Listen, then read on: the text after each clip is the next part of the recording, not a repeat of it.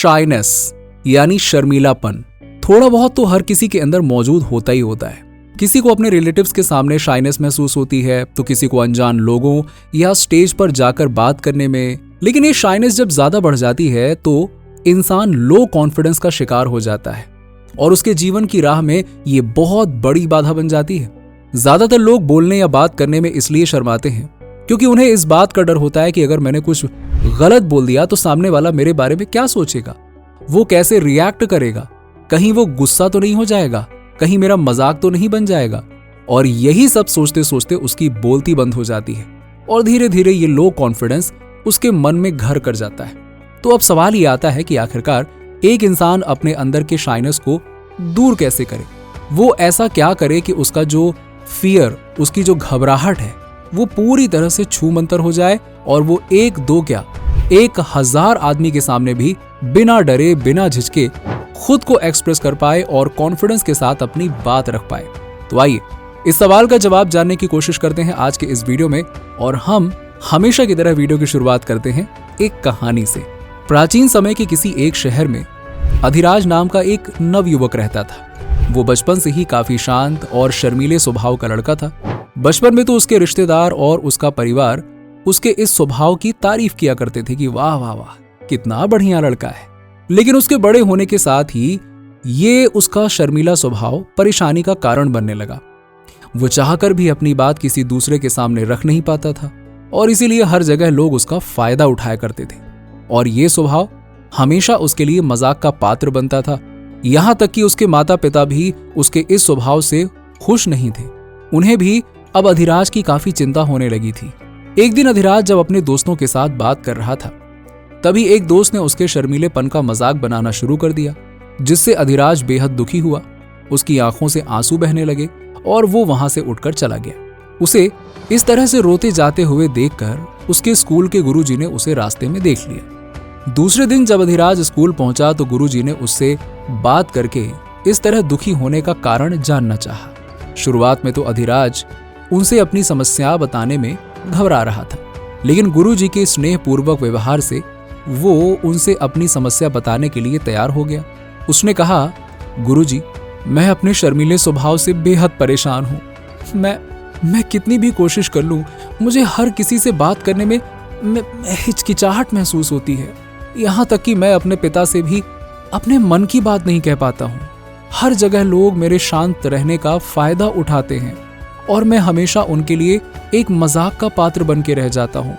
अब आप ही मुझे कोई रास्ता दिखाइए। ये सब सुनकर उसके गुरुजी थोड़ी देर शांत रहते हैं और फिर अधिराज को कल अपने घर आकर मिलने को कहते हैं। अधिराज भी अपनी समस्या का समाधान जानने के लिए बहुत उत्साहित था।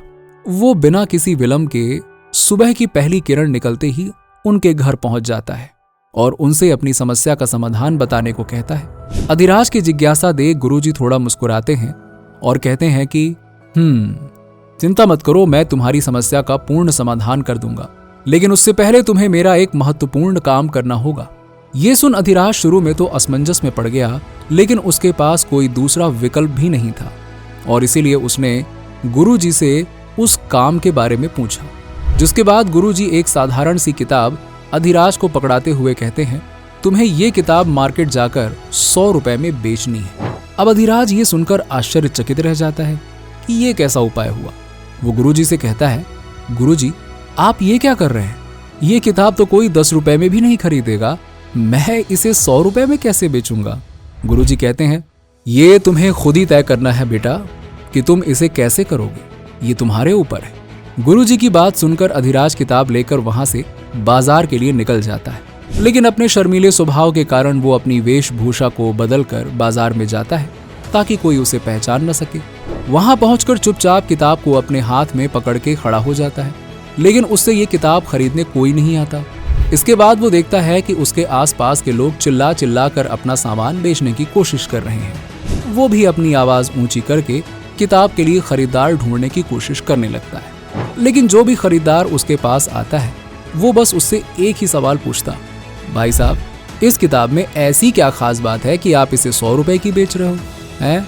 अब अधिराज इसका सीधा सीधा जवाब देता है, जिसके कारण इसे खरीदने के लिए कोई तैयार ही नहीं होता है। इसके बाद अधिराज का ध्यान अचानक से वहां बैठे एक दुकानदार के पास जाता है जो अपने सामान की खूबियां बताकर उसे अधिक दाम पर बेच रहा था। अब ये देखते ही अधिराज को भी ये समझ में आ जाता है कि उसे भी अपनी किताब की ऐसी ही कोई खूबी बतानी होगी और लोग इसे तभी खरीदेंगे। और फिर वो जोर जोर से चिल्लाने लगता है, मेरे गुरुदेव के द्वारा लिखी गई ये चमत्कारी किताब ले लो, इसमें जीवन के सारी कठिनाइयों के समाधान वर्णित हैं। इसे पढ़कर आप अपने लिए सफलता के द्वार खोल सकते हो। ये है शानदार किताब। अब ये सुनते ही अधिराज के आसपास लोगों की भीड़ इकट्ठा होने लगी। लोग इस किताब के बारे में और जानने के लिए उत्सुक होने लगे। अब ये देखकर अधिराज ने एक और चालाकी दिखाई। उसने कहा कि उसके पास अब ये आखिरी किताब ही बची है और इसके बाद उस किताब की कोई भी प्रतिलिपि नहीं लिखी जाएगी। अब ये सब सुनकर लोगों की जिज्ञासा और भी बढ़ गई और वो इसके 100 रुपए से भी ज्यादा देने के लिए तैयार होने लगे। जिसके बाद अंत में अधिराज ने एक नौजवान व्यापारी को ये किताब 200 रुपए में बेची और खुशी खुशी गुरु जी के पास वापस चला गया। लेकिन रास्ते में चलने के दौरान ही उसे ये एहसास हुआ कि वो तो लोगों से बात करने में हिचकिचाता था और उसने तो पूरे के पूरे बाजार में सबके सामने आवाज लगाकर वो किताब बेच दी।